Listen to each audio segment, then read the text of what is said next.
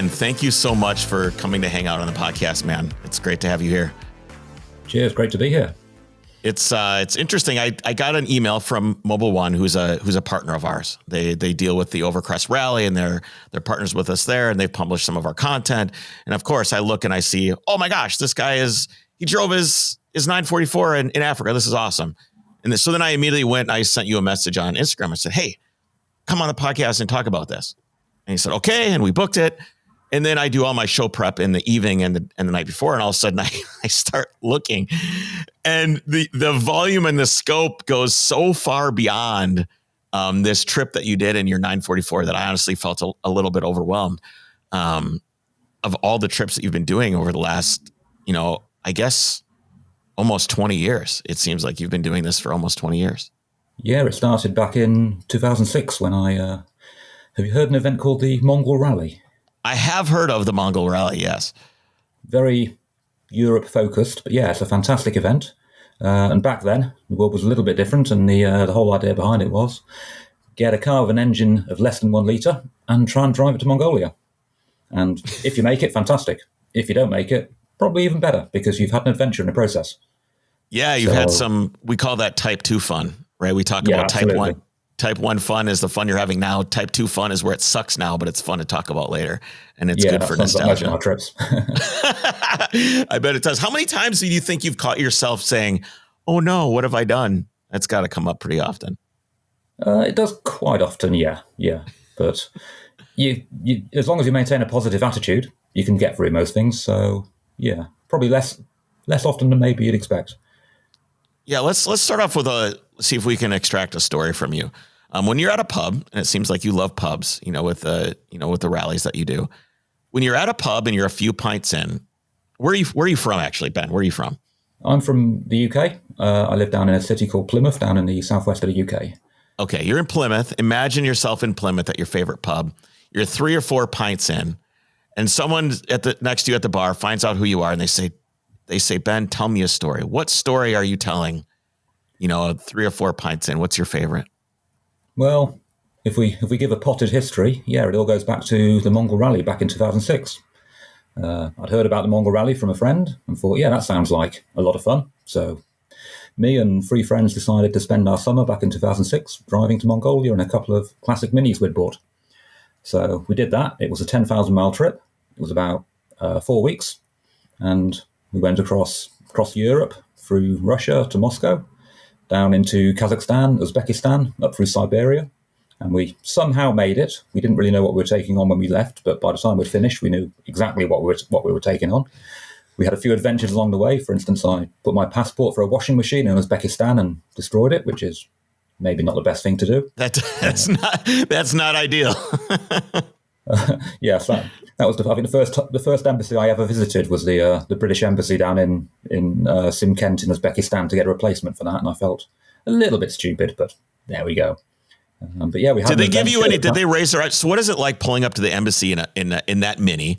I'm assuming you're in the Mini. You drive down to the embassy, you pull up, and you just park and walk in and get a passport. Or they must have thought you were nuts. I think they'd been tipped off the Mongol Rally was happening. It was just the event was just starting to get big back then. So there were about, I think the year I did it, there were 160 different cars setting off across Asia. So I think back then it was starting to get pretty big. So I think they kind of knew something was afoot. And as a result, me rocking up in a Mini and saying, help, was probably, not, I'm sure they've had worse.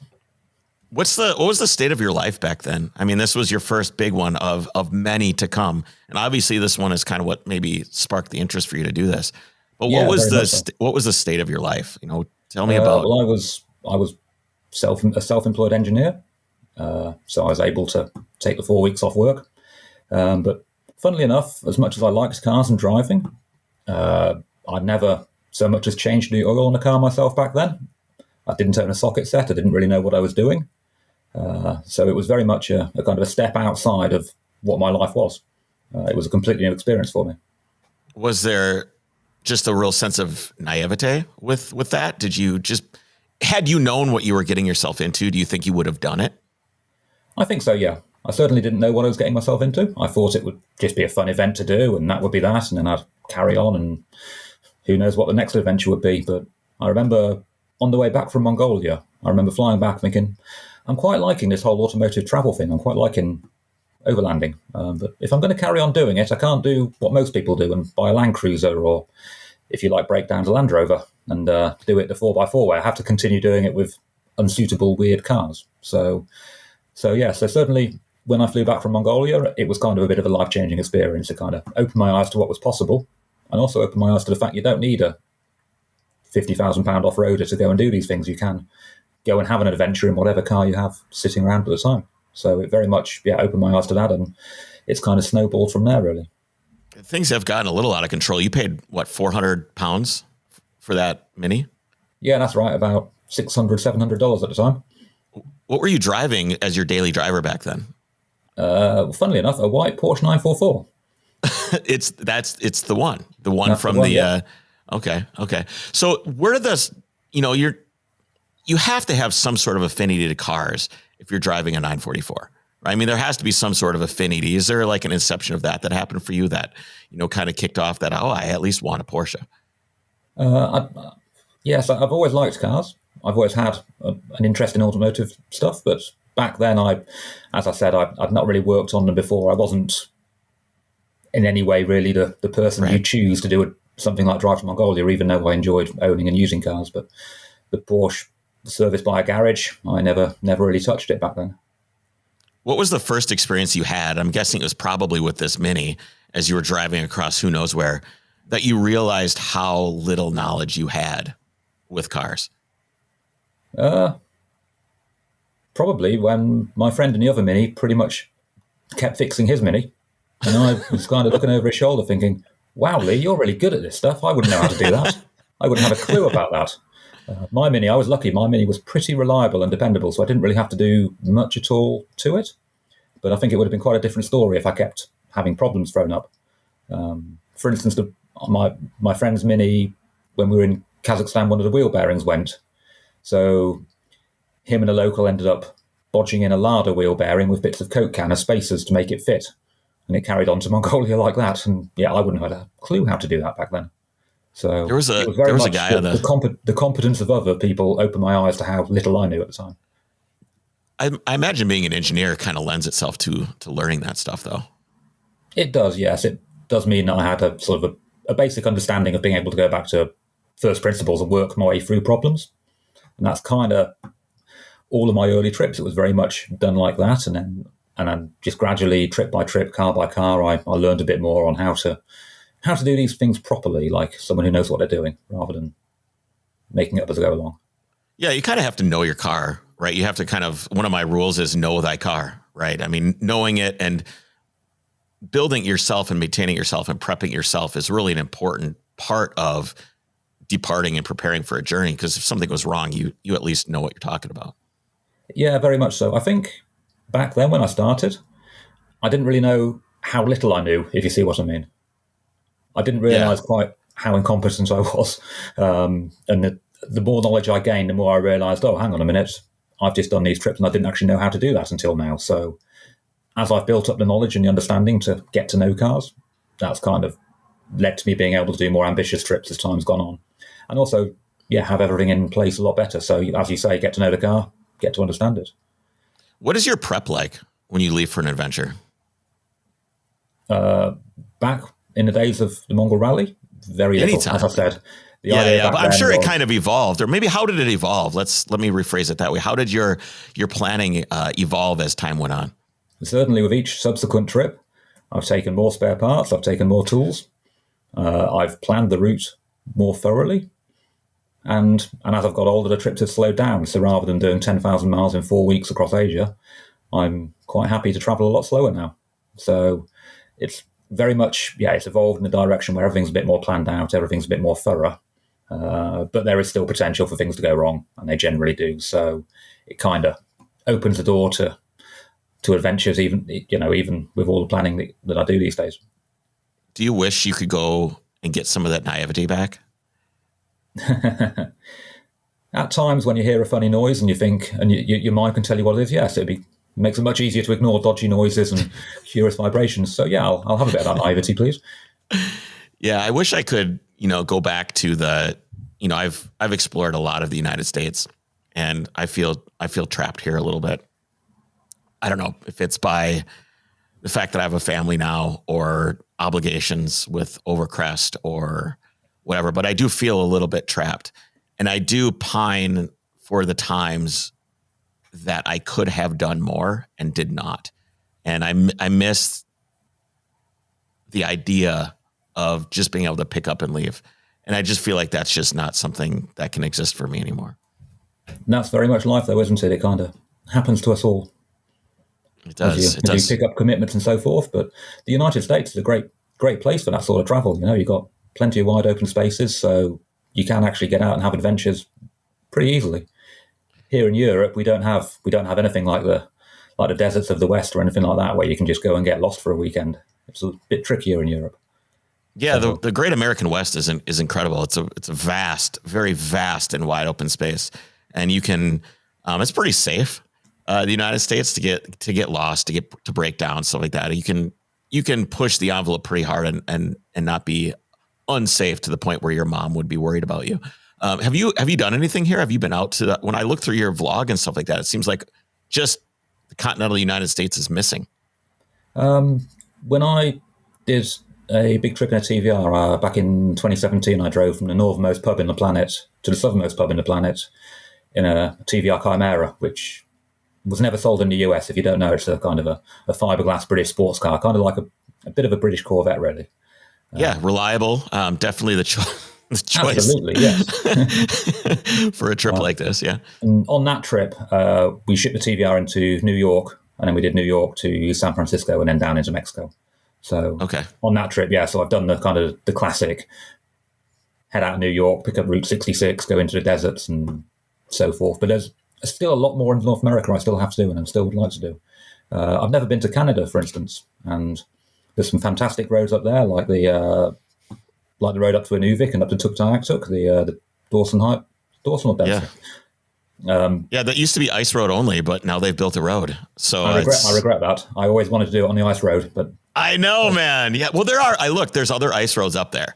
There's other ice roads that you can go on for sure. I would love to do that. I'd love to take my 911 up there and drive it all the way to Tuck. I will do it. I will do it. I promise. I will do it. It's a promise to myself of something I must do. The dream trip was Tuktoyaktuk to Tierra del Fuego in 90 days, which I think is plenty of time to do that trip. Have you done much of Central? Obviously, you did Central America. Then, when you left from South America and went south to the tip of Argentina, yeah. Yeah, that's right. Yeah, so on the pub to pub trip after crossing the US, we went down through Mexico and down to Panama, and then shipped the TVR around the Darien Gap into Colombia, and then from Colombia we went down Colombia, Ecuador, Peru, Bolivia, and so on all the way down to Tierra del Fuego. So. Yeah. How did you feel about your safety in Central America? Because that's always the concern, right? I feel like it's like once you get through Central America, South America is vacuous enough that I think that you're alone most of the time once you really get into it and get into Argentina and stuff like that. But Central America it freaks me out. It's one of those things that as long as you plan it correctly and have a sensible approach, you can minimize any risks and make things okay. So that's the approach we took. Whenever you're in an area where you feel there might be some risk, you don't go too far off the beaten track. You don't poke around in the sticks too much. You stay on the main roads.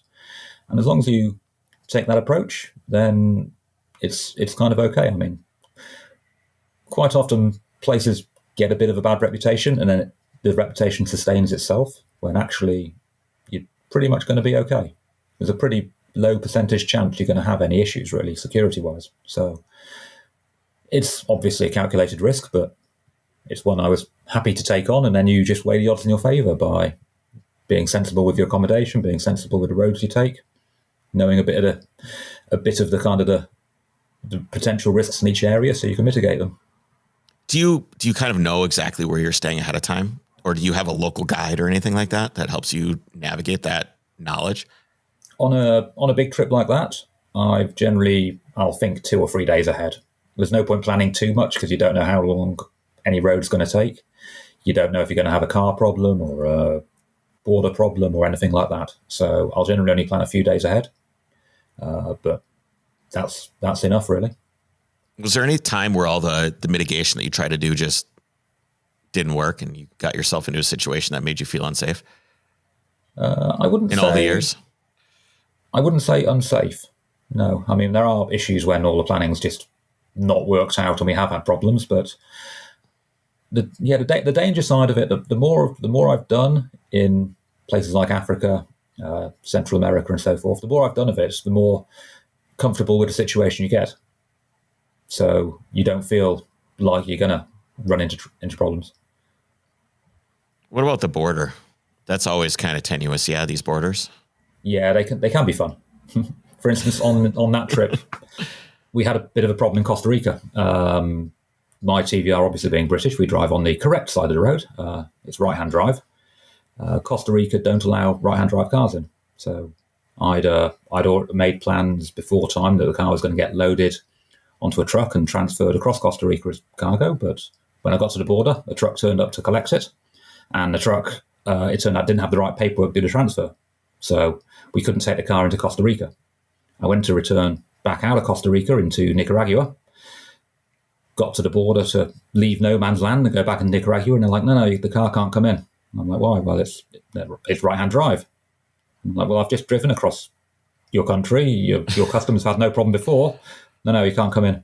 But why was I allowed in before? Oh, that must have been a mistake. So I ended up stuck in no man's land between Costa Rica and Nicaragua. I couldn't go either way. So I slept in the car that night, and then the next day decided to see how I could extract myself from the situation. So what I actually ended up doing was parking the car right outside customs, putting a Union Jack in the window and a sign in Spanish explaining that the car was there because the customs had made a mistake, and basically tried to annoy them as much as I could within reason so they'll get bored of me and make me just go away by letting me back into Nicaragua. But not so much that they'd confiscate the car or anything. And then I ended up sleeping in the car for 5 nights, I think, or 6 nights, before I eventually ended up getting another truck to take the car across Costa Rica. Which it did, so we ended up taking the car through Costa Rica through the night.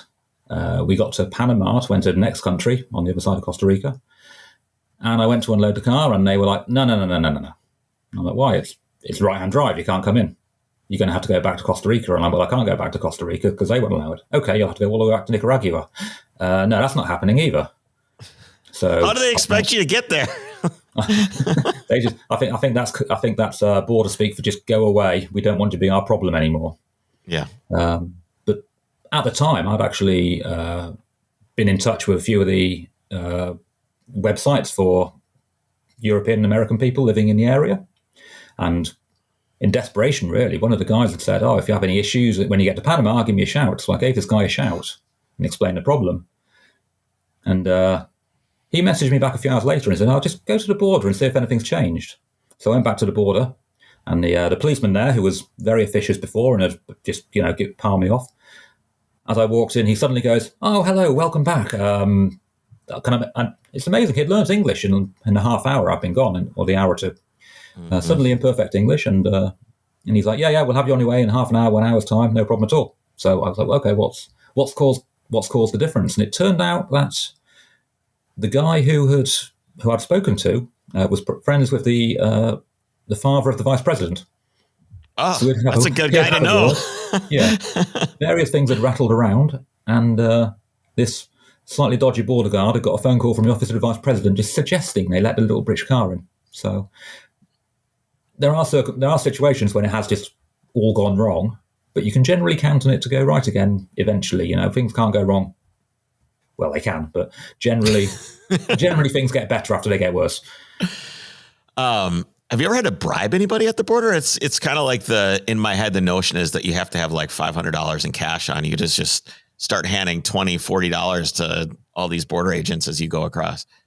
I'm probably an exception here, but in probably nearly 90 countries I've visited, I've never paid a bribe. Is that, does it seem strange that other people have said that they've had to do that? Not really, no. I mean, I know it's an accepted thing, but I guess I can be quite stubborn in those situations. I just don't do it. Or charming, one of the two. I don't know. Maybe that's the reason I got stuck in the Costa Rican border for 5 days. Who knows? Yeah, Maybe yeah, maybe absolutely. $20 would have sorted that.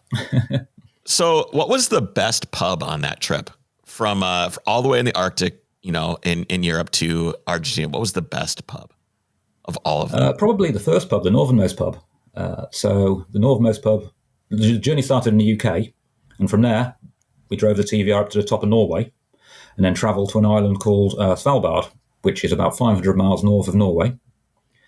And once there, we took a boat journey to an abandoned Soviet mining settlement.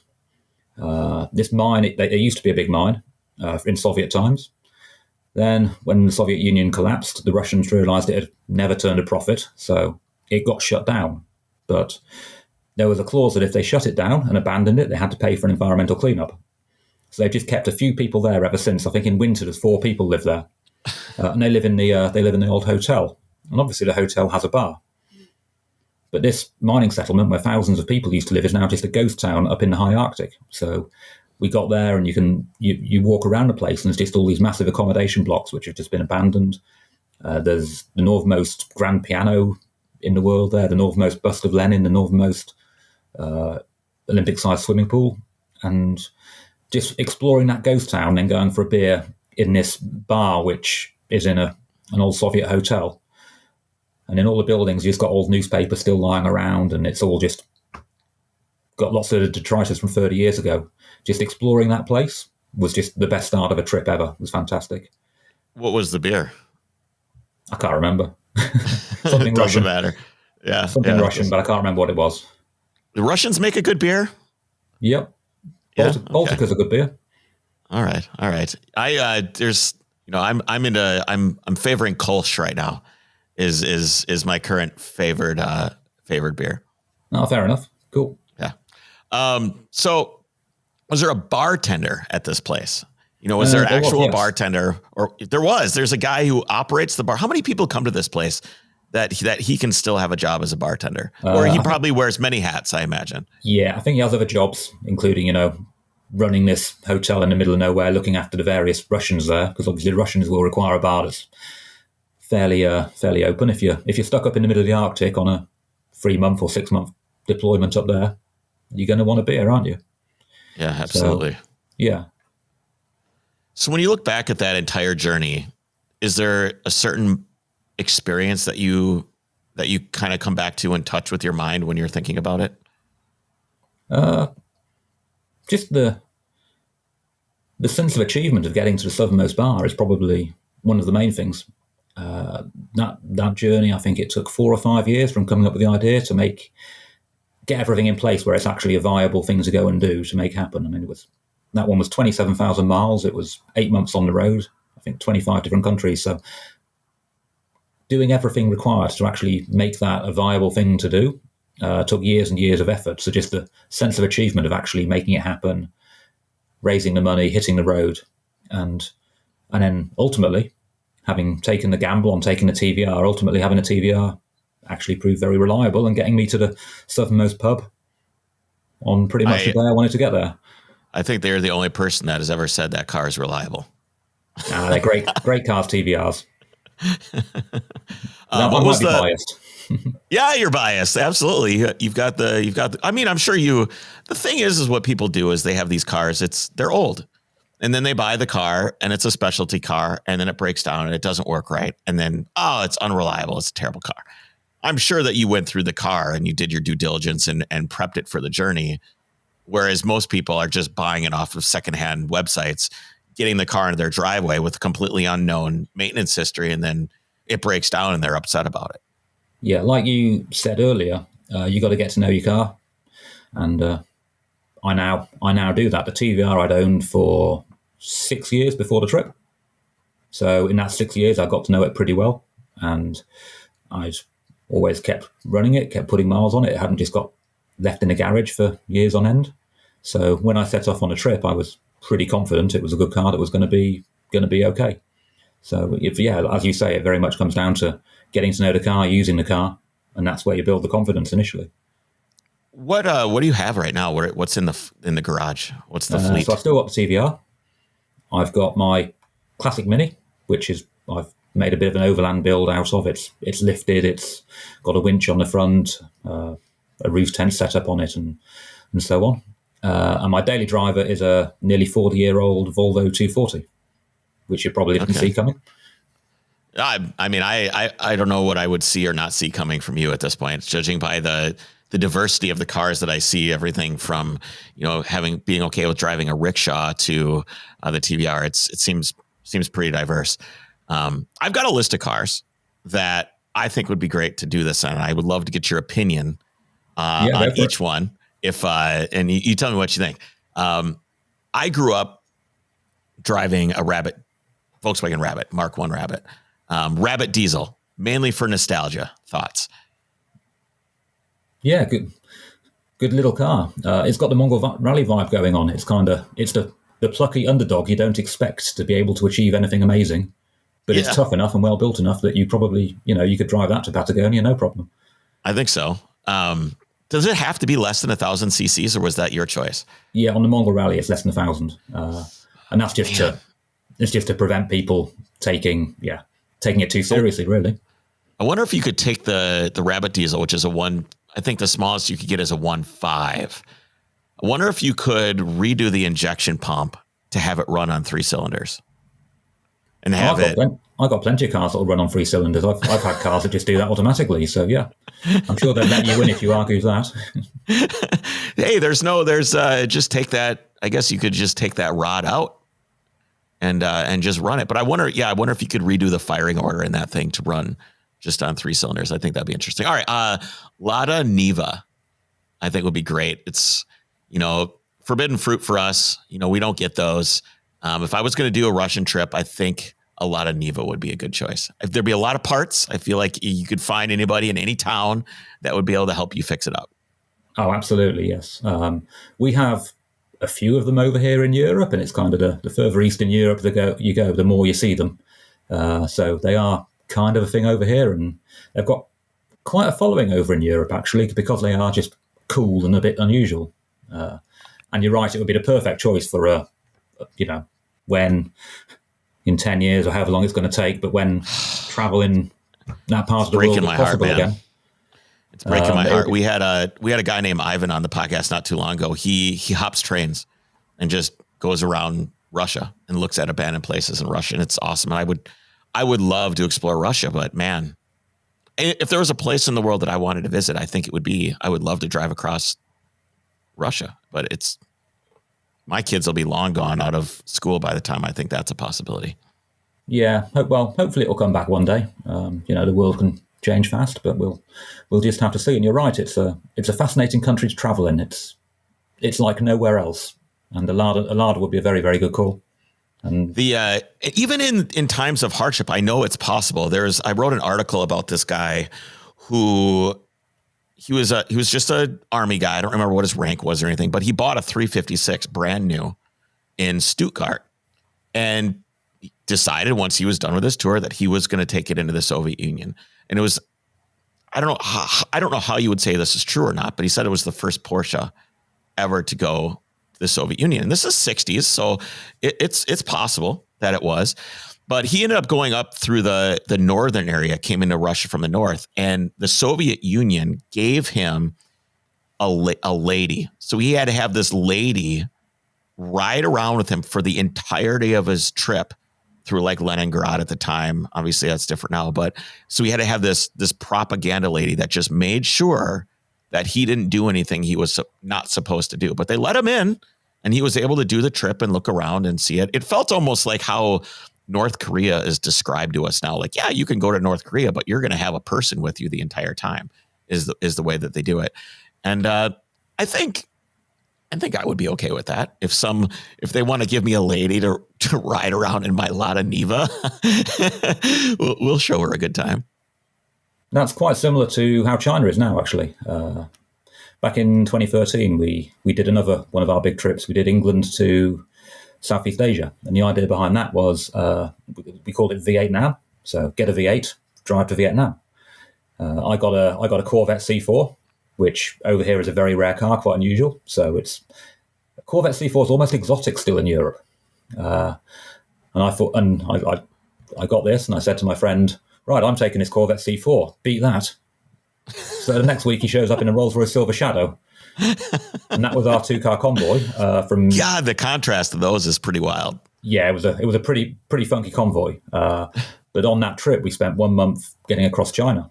And for us to take a car into China was nearly 4 days at the border. And again, we had to have a guide with us at all times. We had to tell them exactly what roads we'd be taking, where we'd be staying every night, where we'd be going and seeing. And it took about 3 months of paperwork to actually convince the Chinese government to let the cars in. We had to get Chinese driving licenses. And yeah, it was a massive challenge getting the cars across the border. And then once across the border, we had this lady who travelled with us all the way to the Laos border when we left China. Probably, ostensibly they're our guide. They're looking after us, making sure everything goes smoothly with our trip. But there's probably a second reason she was along as well, to make sure we're not looking at anything we're not meant to. I always thought China, that strikes me, because I thought China was just kind of, I thought people always talk about it's a communist state, and it's, and I'm no special pleader for communism. That's for sure. But they have social credit scores and stuff like that. But I generally thought that if I went there, I would be able to be a free tourist. Like if I flew in, I could just go do whatever I wanted. Was it the fact that you had a car that was the problem, or? It's exactly the fact we had cars. Okay. If you're going as a normal tourist, that's absolutely fine. No problem at all. You can. I wouldn't say you can go where you want, but yeah, you're pretty much free. Whereas if you bring a car in, they're suddenly worried that you're going to be zooming around looking at what you're not meant to be looking at, and so they make it very difficult to take a car in as a result. And did they look at your route and go, "Oh no, can't do. You got to do something else"? Well, I actually pitched the route trying to avoid those issues. For instance, I would have loved to properly take the cars into Tibet. But if we were going to do that, that would have added extra layers of complexity with the paperwork and would have just made everything a lot more difficult. So once we saw just what a pain getting a car into China was, full stop, we decided, right, let's just take the simplest option and not push too hard here. So it went reasonably smoothly. But a lot of that was probably due to our guide at the border. I think if we'd just you can't just rock up at the border with a car, but even if you could, I think it would have been, there's no way we could have understood everything we had to do, put it that way. Describe this lady to me. She was a tourist guide. So randomly she was with us. She traveled in a Rolls Royce for that leg. But okay, so she rode with one of you. Yeah. So she rode with my friend in a Rolls. But a few weeks before, she'd been in Europe with a Chinese tourist party going to like Paris and Venice. So that was just her job, really, looking after tourists. And this was the job her company had given her on that occasion. So she met us at the border and off we went. So her English was great. And she actually was a decent person to have along. Yeah, no problem at all. Yeah. Stayed in her own hotel room, just was always there. She was ubiquitous. Yep. So she had her own hotel room every night, and then we'd meet in the morning and off we went. We called her Shannon. So strange. We were never quite sure what her actual proper Chinese name was. We never found that out. She was just Shannon, which is most definitely not a Chinese name. But did you call her Shannon? That's what she told us to call her. She was like, "Yeah, my name's Shannon." Okay. It's like, okay, fair enough. Did she give you any good advice? Was there any moments where you're like, "Oh, I'm so glad she's here. This is great." Yeah, quite often. For instance, if we went into a Chinese restaurant and the menu is only in Chinese, we haven't got a clue what we're looking at. Whereas she can translate that. You go into a hotel and they don't want to take Westerners. She walks in and explains, and then everything's okay. So, or when you're on the road and you get stopped by the police, because obviously there's not many Corvettes and Rolls Royces in China. They make quite a spectacle, so we got stopped quite a lot, and each time she sorted it out, whereas we wouldn't have been able to do that ourselves very easily. Was it the police just wanting to have a look? Is that a lot of what that was? Obviously, you're not breaking the law; you're just driving around. But they just wanted to see the cars, look at the cars? There was a bit of that, and there was a bit of, who the hell are you, and what are you doing driving a Corvette across China or a Rolls Royce across China? So I think there was as soon as the police saw the cars, they were a bit paranoid. Should these people be here? Are they allowed to be here? What are they doing? And so on. So that was one of the motivations. And then once you get through that, they were generally interested in the cars. So yeah, having unusual cars in these situations is a great way to actually meet people and break down barriers, break the ice, really, because people are generally interested in what your story is and quite fancy chatting with you and finding out what's going on. Speaking of people like that, what is, and we'll get back, my list is, have no fear, my list is not over with. We've only reached number 2. When you talk about meeting interesting people, when you look back, is there a favorite person that you've met? Is there someone that you think about or someone that you're still in contact with that you're very happy to have met in all these years? I always find that sort of question quite difficult because I'm trying to think back over 10 or 12 trips and trying to work it all out. I mean, every trip there are people who you keep in contact with, people who you'll still chat with after the trip. There are friends which are made. I can't really say one friend is better than another or anything like that. Yeah. But I think one of the main things is it's kind of the deeper friendships you build with the people you actually take the trip with. So most of my trips have been with friends, or maybe sometimes not quite friends, but acquaintances who've become friends as a result of the trips. So yeah, you're always meeting new people through them, and quite a lot of them stick around. But to pull one person out and say, "Oh, that person," it's not. I'm put on the spot by that question. I can't think of the answer. No, that's a great answer. It's probably unfair to even ask that. I mean, it's fine. I mean, I'm sure it kind of goes into this amalgamation of people too. The years slide by and things get gray and fuzzy, and our brains sometimes, will start to invent things. And I've heard that every time you bring up a memory, it's a little bit different and you just don't know it. Yeah, that sounds right. Yeah. I remember. Go ahead. I remember the Porsche as being reliable once, for instance, the one that went across Africa. But there we go. Was it not? I mean, I saw a video of you with a Widowmaker lying in the mud fixing something and it being towed by a Montero. Yeah. That was probably breakdown number 15, maybe. Oh, okay. Give me a heads up on the reliability. Tell me some stories of some of these breakdowns. Well, so the idea behind that trip was England to South Africa in a Porsche 944, which I did in 2008. Yep. And the planning was all going, well, I wouldn't say lovely and smoothly, but it was all in hand up until 17 days before departure. And 17 days before we were due to leave, the bolt fell off the end of the crankshaft, which unstuck the oil pump, which cut off the oil supply, which destroyed the engine. Now, I'd bought a second 944 as a parts car, and I was taking some parts off that to take with me. So we ended up having to take the engine out of this unknown scrapyard 944, which had never ran.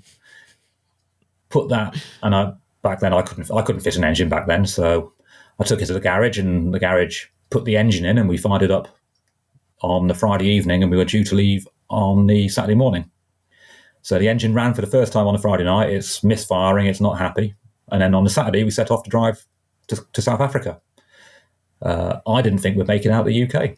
From where I live, it's 300 miles to where you cross the English Channel to get to Europe, to get to France. I thought I'd be home that evening. I thought it's not even going to make it to Dover to get the ferry across the water. But it did, and then we got into Europe, and it's like, well, we're in Europe for a few thousand miles, and if it breaks in Europe, well, it's no problem. It happens. So we just figured. Did it start to run a little bit better? Did you give it a little Italian tune-up? Well, I think the main thing was I found some vacuum leads that weren't properly connected, and they helped for a start. And we just it gradually got a little bit better in the coming weeks. But yeah, we figured, well, we haven't got a reason to stop, so we might as well just carry on across Europe and see how far it gets. Yeah. And then a week after leaving the UK, we were crossing the border into Syria, and suddenly it was all a bit more serious. But yeah, in the course of that trip, we had a fuel filter failure which is the one you were referring to then in northern Kenya. Yep. Where we had to tow it with what do they call it? In the UK, we call it a Shogun. In Europe, it's a Pajero. Pajero. Okay, Pajero then. Yeah. We have a Montero here. I don't know that we ever called it a Pajero. I've gotten a Zuzu Trooper, which is almost the same thing. Yeah, it's pretty similar, isn't it? Yeah. Yeah. So yeah, that was one of the issues we had. I mean, the other big issue was one of the front wheels fell off in the middle of the Namib Desert, and that took Whose fault was that? That was the bottom ball joint on the wishbone. Okay. So the ball joint fractured out, and then it took us 8 attempts to rebuild the ball joint using ratchet straps and lashing it so that when we loaded the suspension, it would kind of hold the ball joint together using the ratchet strap. We managed to get out the desert and get to the end of the trip using that bodge. But yeah, it took a lot of punishment on that trip, but it somehow made it through. So it's, despite the fact it had a lot of problems, it's also quite a testimony to Porsche's engineering. There's not many cars, I think, that would have gone through what we put that through, given it was it was over 200,000 miles when we left the UK. It was practically ready for retirement anyway, so it did pretty well. Yeah, and you've still got it, so it's apparently not ready to retire yet. Oh no, the 944 I haven't. I got the TVR still. Oh, what happened to the 944? Do you ever wonder where it went? Yeah, I sold it to a bus driver in Mozambique for 60,000 meticas, which is about $500. It was you'd had enough, just as is, with stickers on it, everything. You just sold it to him. It was trashed. It was ruined. It was destroyed. The Pajero crashed into the back of it in the Kalahari Desert and caved in the whole back end. It was leaking a couple of litres of oil a day. There was the wishbone held on by a ratchet strap. The windscreen was cracked. It was destroyed. So we finished the journey in Mozambique and we were sat on the beach and we were saying, well, we could ship it back. It will be maybe $3,000 to get it back to Europe, but then another $3,000 or $4,000 to get it so you can drive it on the road. Yeah. And we decided, you know what, let's just sell it. So we sold it. Do you wish you had kept it? Sometimes I do, yes. Yeah. All the trip cars I look back on, there'll always be a time when I look back on a trip car and think, I wish I still had that. Yeah. The main one is the Mini I drove to Mongolia. That was such a great little car, and that was where it all started. And in Mongolia, we donated it to charity. But I really wish I still had that original Mini. That's the one that I miss the most is the original Mini. If you could take that Mini somewhere, if you could get it back and take it somewhere, where would you go? I'd team it up with my current Mini. So the original Mini was called Daisy because when I bought it, on the bottom of the number plate, someone had just added some stickers to say, my name is Daisy. So that's the original Daisy, the Mini. I now have Daisy the second, my second classic Mini. If I was going to do anything with it, I'd probably get them both together and go back to South America where I was with my current Mini at the start of the year. Let's go back to the Atacama Desert, but with the two Minis rather than the one. I wonder if you could find it. I'd love to thought about going to... Come on, let's go. Let's find that thing. Come on. I'd love to. It's got to be out there. Well, it's in Mongolia. They don't really throw things away, but there's also a good chance it might be a chicken coop, which would make me cry. So, well, hey, you can always come back for that. How about a trip in the Mini to go find the Mini? Oh, now you're talking. Let's go. I'll even fly out and do a little bit of it with you. All right. Well, next, go ahead. I got a level with you though on that idea. It was nearly 20 years ago. I did 10,000 miles on that original Mini. Now I'm old and wise and more susceptible to pain and misery. I'm thinking about that rubber. I'm not sure I want to do rubber suspension. Miles. One of my buddies has a Mini. His name's Andrew, and I keep bothering him to come on the Overcrest rally. And I think it's the rubber cone suspension that is that kind of keeps that at bay. And I'm 43 years old, and I'm just starting to go. Sometimes my back hurts a little bit from these trips and drives and stuff like that. And my left knee I think it's probably from driving stick my whole life. It's got to be, hundreds and thousands of miles of just clutch in, clutch out, clutch in, clutch out has really put my left knee to the test. And I do wonder, will there be a point, and undoubtedly there will, where I just won't be able to drive anymore. And I don't like that. That's at least 40 years away though. So you're all good. Yeah. Right. 83. That'll be when I finally put it away. Yeah, okay. Just stay away from classic minis. Yeah, I jeez, think man. it's just mine actually. So we did 4,000 miles in it in South America at the start of the year. So I shipped it out to Uruguay and we drove it to Chile's Atacama Desert with the goal of trying to drive it to an altitude of 6,000 meters on the world's house volcano. So we didn't quite do it. We got to 5,920, but the 4,000-mile round trip from Uruguay to the volcano and back was incredibly uncomfortable. I need new seats in it. It's got the original 1970s seats, so that doesn't help. But the throttle pedal is at a strange angle, which means that after half an hour, my ankle goes numb and I have to change feet. The angle of the seat means my neck starts hurting from the bouncy suspension. And it's got quite a short ratio gearbox. So you're doing, at 55 miles an hour, you're doing about, I think, 3,800 RPM. So you can't cruise very fast. So you're sitting there driving very, very slowly. It's got no soundproofing, so it makes an absolute racket. It's an experience, but the idea of doing 10,000 miles in it, I'm not particularly excited by right now. Well, maybe something from this list, we can take that instead. Okay, I've got a Citroen 2CV. I feel like would be an excellent choice. Maybe we can go get it with that. It's basically a tractor. Yeah, I think anywhere they will. Yeah, I think that's almost too easy. Peugeot 505 Turbo, which I think is a beautiful sedan.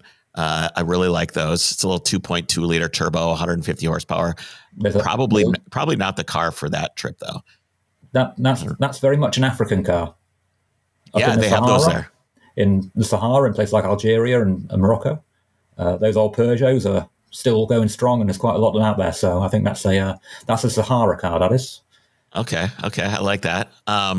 This one's close to my heart. I don't think you guys have these in Europe, but a Ford Pinto wagon, which is I did a wonderful road trip with my daughter across the American West in a gold Ford Pinto wagon with the wood on the side. It's a shooting brake, which nobody in America will agree with me, but you undoubtedly would.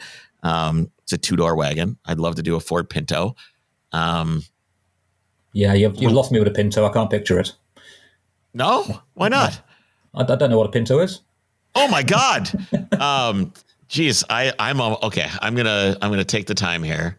I'm picturing a 1970s. Well, the only car I can think of with fake wood down the side is those big 1970s shooting brake barge things you had in America. But no, okay, I'm gonna try and see if I can share this. I think that might be behind a paywall, but we're gonna try and see if we can find it. Yes, it is. Okay, so those are gonna be all blurry. Let me go back. So this is share screen window. I need a producer. That would make my life a lot easier.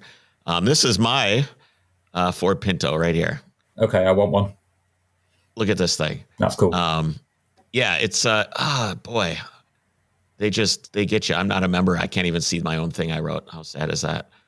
But that's it. Can I open the image in new tab? Can we do that? Yes, there we go. So that is a Ford Pinto Squire wagon. It's gold. It even still had a Pan Am Airlines sticker on the bumper. Had 44,000 original miles. This is the car that taught me that it's okay to not get frustrated with the car and not start asking the car to do more than it's capable of doing. Was this car. It was so slow. You got into the mountains and it was impossibly slow. It was so difficult to deal with. But when you look that good, you don't need to rush. Yeah, you're my man. Rush, just cruise around looking cool. We've missed out over here in Europe. That's an awesome piece of kit. Yes, these cars notoriously caught fire if they were rear-ended, to the point where Ford almost went out of business because these things got rear-ended. They would explode and they would kill everybody. This is what an original Pinto looks like. I don't like these quite as much. I like the wagon quite a bit better. This is the only way I can show you this photos. A bit like a Gremlin then, the Ford equivalent of the Gremlin. Yeah, it's basically that. Yeah. It's a little 4-cylinder iron head, iron block engine, kind of a piece of shit. It's interesting when I have my my W114 is a 1972 as well, and so is my 911. So I have the Mercedes, which had dual Zenith carburetors, would start down to like negative 30 degrees. There was even a little sticker on the windshield, and had all these different things that made it an incredibly advanced car. Full subframe, amazing braking system. Compared to this car, it's a spaceship. It's interesting to see the breadth of stuff that existed back then. Now there's no breadth in cars. They're all the same. Okay, Reliant Scimitar, another shooting brake. You've got a Scimitar? I don't. These are not cars I own. These are cars I would like to own. Oh, so yeah. I do not have a Scimitar. I would love to get the V6 in that thing. I think it would be a lot of fun. The Merkur XR4 Ti, or as we would always say, the Xrati, which is, we never got the Ford Sierra or the Cosworth or anything like that. So I think a Merkur would be, I don't know, that doesn't sound like a reliable choice, but they're beautiful. So I think it might work. Well, we had the Sierra. I know where you're going with that. Going back to the Scimitar, I've always thought a Scimitar would look fantastic, lifted with knobbly tires on the roof rack. I think it would carry that look very well. So an Overland build around a Scimitar, I think, would be very cool. Yeah, absolutely. A Yugo GV. I don't know if you've driven or had a Yugo before. I had one for a little while. I do regret selling it. It was, in context of other cars, it's a terrible car. But it did have a lot of character. It always started up, always ran, gave me no problems. And honestly, the suspension is so simple. It's, the front end is almost like an Audi, the way the sway bar is the spring. You know, it's a very interesting but very simple suspension, simple car. I feel like maybe that would be maybe we could go get your Mini and a Yugo. I think that would probably be the ticket. Could do, or go back to your Lada Niva. If you I mean, if you had to choose, Russia, maybe the Lada Niva between and the the two Niva could tow it back, because it's blatantly not running anymore.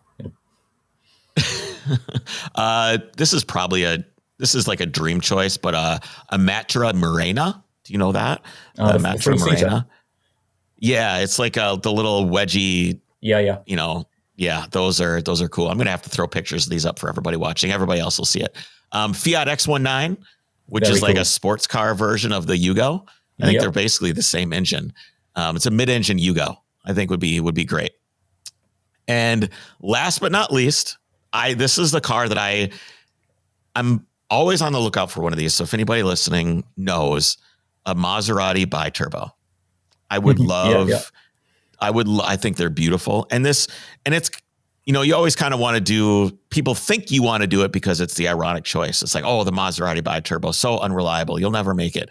That's all fine and good, but I do love the interior of these cars. I think they're beautiful cars.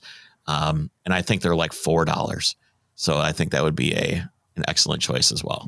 They're very cheap for what they are. And if you get one, you're not allowed to make a TVR unreliable comment ever again, because I think you've out unreliable TVR with that.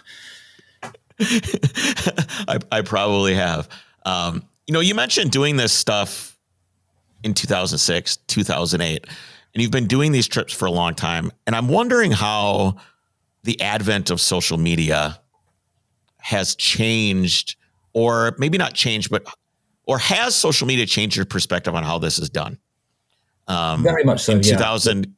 Yeah. I was looking through some of your things that you wrote, and in the trip in the 944, for example, you took an 8mm camera and 3 tapes, and that's it. That's all you had. And then you had stills, you know, you took a film camera or old digital camera, whatever it is that you had. Now it's vastly different. Has how you approach things changed? Did you do it for yourself back then, and now it's not the same?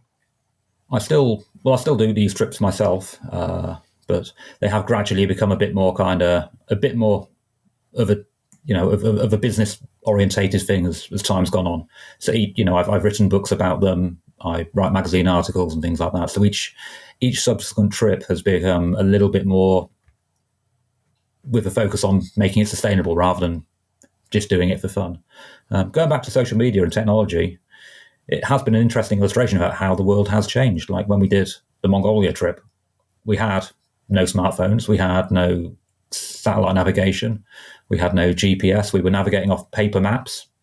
when we got to a city, we were getting the Lonely Planet guide out and trying to recognize street names and match them up to the little pen draw map in the Lonely Planet guide. And each trip, you notice how it's changed. I think in 2013 was the first trip I did when I had a smartphone, I think. By then, we'd gone from having CDs to having iPods and things like this. And social media as well. I think social media has made it a lot more visible. So back when I did my Mongolia drive, other than a few things like Top Gear on the television and stuff like that, you couldn't really see other people doing this. You couldn't really find out about it. Whereas now with Instagram and Facebook, every time you log on, there's pictures of people off doing cool things with cars, and it makes it a lot more, it normalizes it almost. You see that and you realize, well, actually, normal people are out doing this stuff all the time. So it makes it feel a lot more accessible, a lot less daunting, I think. How has it changed the people that you've met and visited in some of these rural places? Have you seen like a change in interactions or how it is when you show up in these towns? Well, 15 years ago, you wouldn't pull up and have everyone with a camera phone pointing at the car. That's one big change for a start. The moment you pulled up, people would come and they'd look at it and they'd maybe chat with you. Whereas now, quite often, rather than chatting with you, they just quickly take some photos, and that's what they want from their interaction. They want to post it on their social media and say, "Look what we spotted," rather than dig deeper into the story. So maybe it makes it a little bit more superficial at times, but it also makes connections as well, because people will see you on social media and they'll say, "Oh, I see you're going to be traveling through where I live," and quite often, yeah, you'll meet up with people, or they'll help you out if you have a problem, or they'll follow your trip and so on. So it opens connections as well as making some things more superficial. Do you think you prefer which one way or the other? Do you have a preference? I mean, you say there's positive and negatives to both, but what do you prefer? I think I liked it before, to be honest, because it all felt so much more of an adventure, so much more out there. When you're using a paper map and you don't know if the road exists or not, compare that now when you can use Google Maps to navigate in Colombia or Ecuador, all around the world, no problem at all. Well, so do it then. Why don't you do it that way? You could. We do now. Yeah. 15 years ago, we didn't have the option. So I know, but why don't you go back and just be like, well, I'm just going to do it that way? Technology is almost unavoidable, but you could certainly choose to not use it. Well, because I just get lost all the time and never get anywhere. Well, isn't that the point? Yeah, true. No, you're right. I sit here saying, I prefer how it was before, but you're absolutely right. I could just wind the clock back and ignore technology. But I think once you've had it, once you've got used to having your sat nav on the dashboard, it's not the easiest thing to go back and not to purposely ignore it. But you're absolutely right. I could, I suppose, if I wanted to. I wonder how that would affect the experience choosing to use an analog only method versus that's all that there is. You didn't know any better. That's just how it was. I did road trips back then too, and it was printed out or get a paper map, or lots of old cars that I buy that have been sitting for a really long time always have like a map or an atlas in the side pocket or in the glove compartment. I guess in a way it's pretty similar to my car choice, because with my car choices, I'm purposely not choosing the right car for the job. And it sounds like you do sometimes as well. You choose the car that you think will be a fun companion for a specific trip or suit a specific trip well, but it's generally not the best choice. As much as I like TVRs, I'm not going to argue that the absolute best choice for everyone to drive across South America is a TVR. I should have got a Land Cruiser, but yeah, or Hilux or something. It'd be easy. Yeah, but by getting the TVR, you're hobbling yourself in a way to make it more an adventure. And you could take that attitude and just transpose it to technology and not use technology as a result. Ditch the digital camera, get a film camera. It's all possible. It does slow things down. I think it all comes down to slowing things down. It's one of the reasons why I like to shoot film. I used to shoot a lot. That was part of one of my jobs was I would do automotive photography, and it was a lot. I'd be traveling places and shooting things. And I would never, if I wanted to shoot for myself, I would never bring that stuff with me. I would bring a lot of times, not every time, but a lot of times I would bring a film camera with me, like a medium format Mamiya, and it slows you down. It really like depaces the entire thing. It makes you think, and honestly, it makes it more consequential. Yeah, that's something I've considered in the past. Actually, I've considered trying to do a trip and bring along an old film camera and just document it on the film rather than digital. But again, it's something I've thought of and I've never actually done. A little bit like your suggestion of ditching the sat nav and so on. So, yeah, I guess it's kind of, you set yourself rules and you play the game by your rules, don't you? And my rules are, don't take the most appropriate car. Yeah. But these days I'm using sat nav and digital cameras. So I am partly in a 21st century anyway. When we give everybody the routes for the Overcrest rally that we plan, we have a digital thing where it's got a QR code. You pull it up, it'll navigate you there. But we also have a map, which I don't have anything near me that I can show you, but we have a map and we have, notes, left turn 5 miles, right turn 6 miles, straight here, left that. And I still feel like I think the majority of the people just use the digital map out of ease. And we used to just provide the paper map and the paper route notes, but there was a little bit, we had people that would have real anxiety about that.